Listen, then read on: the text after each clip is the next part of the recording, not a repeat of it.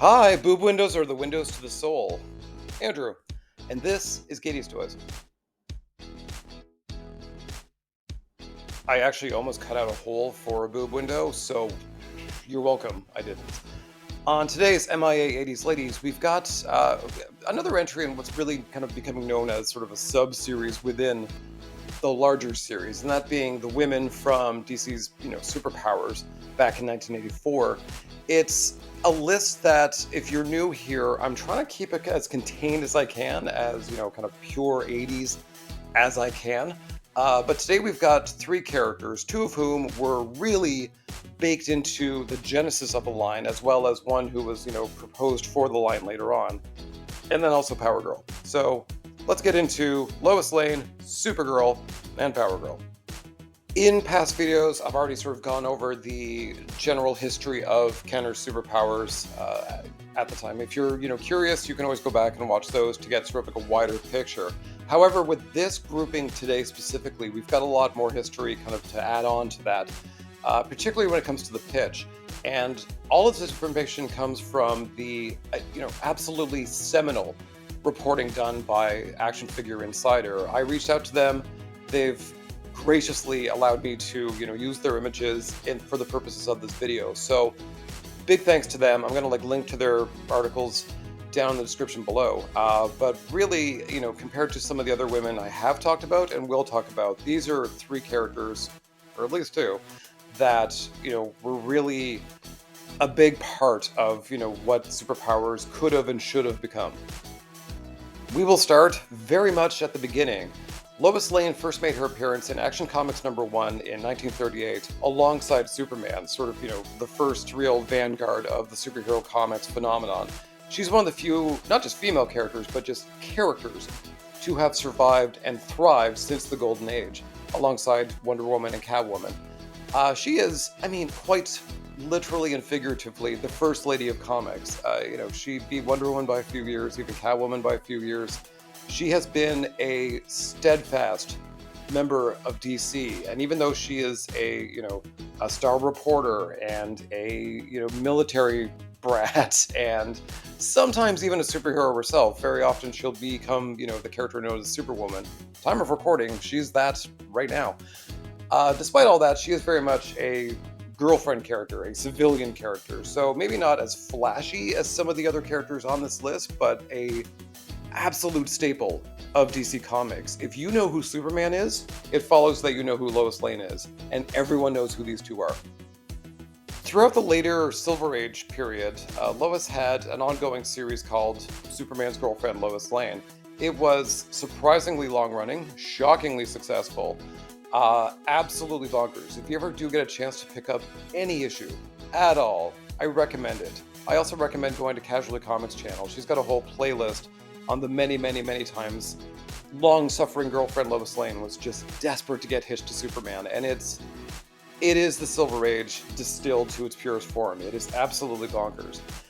I would kind of argue, coming from this success, when Kenner was first proposing, the license deal with DC, Lois was very much baked into that pitch. So, again, thanks to Action Figure Insider, we do see a lot of their presentation, and there was quite a few shocking things within this. One being, their proposed first wave was full of characters that we would very much see in the first wave, plus maybe a few extras. Lois was there as well. Granted, just a silhouette, but she was there alongside Wonder Woman. To have two women in the first wave, very surprising, but that's sort of the power of the brand of Lois Lane. Lois herself also had sort of her own section of part of this pitch, not just as part of Superman, but very much a Lois Lane-centered area for them to develop. It's not really quite clear what specifically they had planned. It's quite possible, as we'll talk about later, there was a sort of 12-inch doll line, sort of to rival Barbie.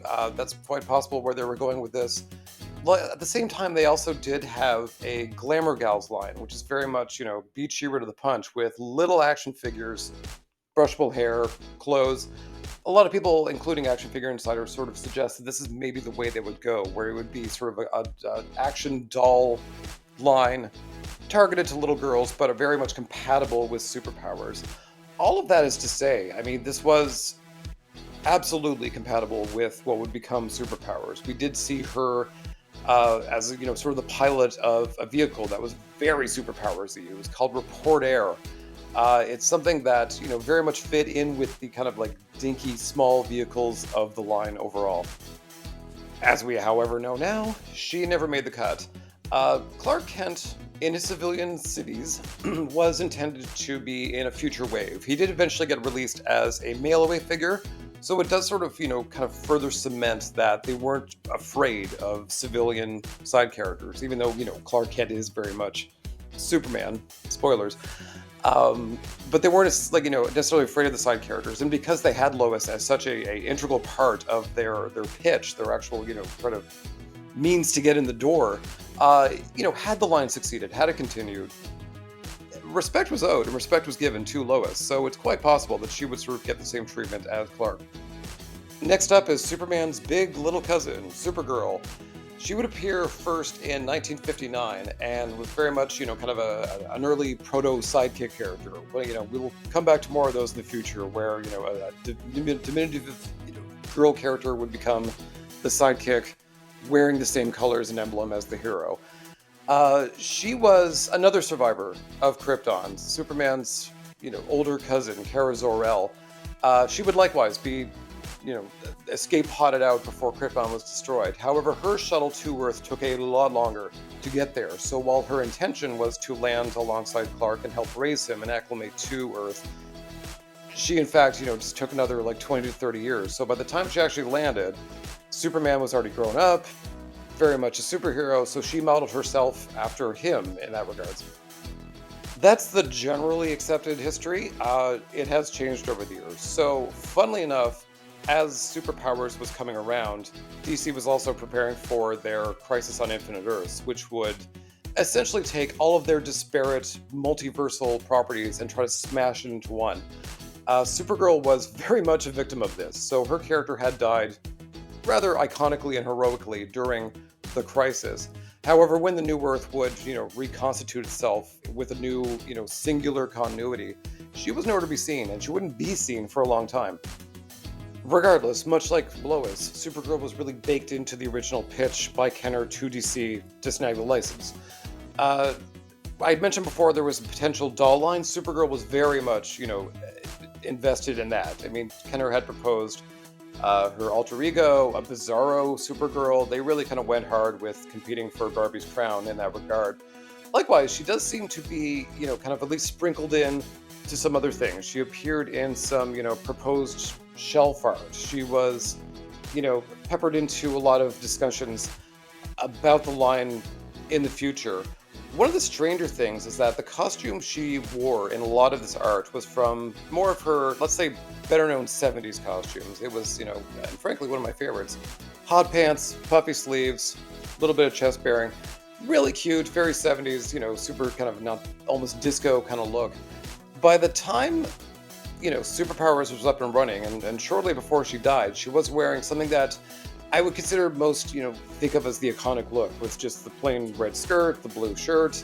Her cape was sort of more attached to the emblem, and she got a real stylish headband that I love. If there were ever to be a Supergirl, made, I would kind of prefer this. That said, love the hot pants. I bring these questionable fashion choices up strictly because the hot pants look was the one that was proposed for Supergirl in Superpowers. There's only 2 women figures outside of Wonder Woman that were actually kind of at least planned for future waves. Again, thanks to Action Figures Insider reporting, we do see, we're not sure exactly which wave she would have come in, but she was certainly on the table to be included, and she would have been in the sort of more 70s look versus the, kind of more traditional skirt look. I kind of agree with this as much as I'd be happy without it, to be perfectly honest. But I've mentioned in other videos prior, when you're doing an action figure and you got a skirt, there's a bit of a problem there. So, the hot pants wouldn't break up the sculpt as badly as a skirt would. Likewise, just like Lois, there was a kind of proposed super coupe, a little, basically almost her escape shuttle vehicle for Supergirl to drive. Again, this is very Superpowers-y. A lot of small, mid-priced vehicles. And again, I'm not sure if she was, really the intended pilot, but it was kind of like great to see her in art around this. Last up is Power Girl, who only made her debut a few years prior to this pitch in 1976.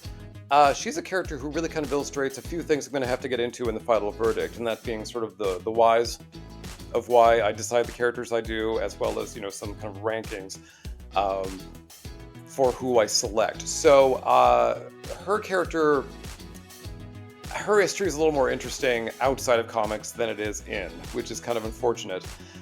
She was part of that pre-crisis multiverse shenanigans. So, as I mentioned, when Marvel, first premiered, and they had one shared continuity, what affected something in one book would affect other characters in another. So DC sort of tried to recalibrate and create a lot of different Earths so that all their disparate versions of characters could sort of, align under different banners. Power Girl specifically came from Earth 2, which seems like it was a little in the future. Batman and Superman were no longer, on the scene, so it was actually a grown-up Supergirl, now known as Power Girl, and her friend the Huntress, daughter of Batman and Catwoman, who we'll get back to. They were really the dynamic duo of this Earth. When Crisis hit, she was one of the survivors, and she did make her way into proper, new DC continuity. Supergirl, however, did not.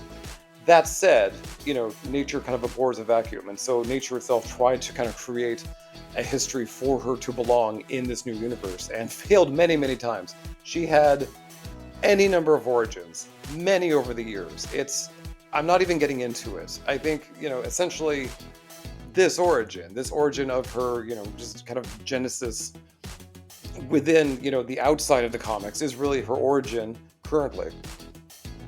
Since we're here, and it's my favorite bit of comic book trivia ever, during All-Star Comics run, Wally Wood was the artist, and he was one of the ones who helped introduce Power Girl. He grew frustrated that editorial was not giving him any notes whatsoever, so he decided to grow Power Girl's bust a little bit every issue to wait and see if they would actually notice. It took 6 months, and by that time she had bajongas. Also, by that time, it kind of just became part of her character, and it has ever since. So, I mean, as much as she's known for, the very strange boob window, she's very much known for just being absolutely stacked. And for, a comic book woman to be called stacked is saying something. Back to the reason for the season, however, Power Girl was never even part of the pitch or ever considered probably for superpowers. Likewise, part of the, reasons I choose who I choose is because they're, part of the also seminal DC Style Guide. If you're in the Style Guide, I'll probably make a video about you. That said, her cohort Earth 2 Huntress was there. Power Girl was not, so she just barely squeaked in. Likewise, I do want to do these in pairs of 3s, and she is very much, especially nowadays, much more part of not only the Superman family, but a little bit for the Justice Society too. So we'll get into that momentarily. This is the part of the video where I say, we didn't get figures then, how about now? Of course, we have lots. I mean, especially Supergirl, but I mean, even Power Girl and Lois, surprisingly enough, have quite a few figures over the years. This series is kind of special in a sense that we have a one-for-one sequel to Superpowers in McFarlane Toys' Superpowers line currently going on right now. So the lack of female figures in that line went from frustrating to running joke, back to frustrating, and now kind of even veering off into just disgust. So they're not there. Big surprise. Even, based off of 2025 rumors, it's not likely. However, I keep saying why I want to do these in 3s. So McFarlane Toys is no stranger to doing 3-packs. It's an avenue for them to get out lesser known characters, as part of 3s. If you want one character, you're kind of forced to buy the other 2. I have long held that this late in the game, this late in the line, if you're going to put out women, this is probably the avenue to go. They probably won't. I'm not blind. I'm not stupid. I'm not gullible. But if you want to catch up, especially with the sheer volume of women in the line to pump out, this is probably the avenue. Likewise, when I talked about Power Girl being part of the Justice Society, McFarlane Toys has been doing some Justice Society characters in 3-packs. So again, this is an excellent avenue. Also, all this being said, I do try to link these all together. So in this instance, we get Supergirl, Power Girl, and Lois, the super family. And again, these are very bankable characters. Anything with a bat or an S on it, it's gonna sell. On the selling point, I also want to be very clear to people who, again, aren't quite sure why I pick who I pick. So when I do think of particularly the style guide and the women available within that, I do kind of put them on a tier list and rank them. So up in the S tier, of course, is Wonder Woman and Harley Quinn. These are in their own marketing column that most of their comic book, creators and characters wish they were. They are well known to the public, well known to fans. They are in an absurd amount of media, an absurd amount of merchandise. They have action figures. They really do prove themselves on all levels.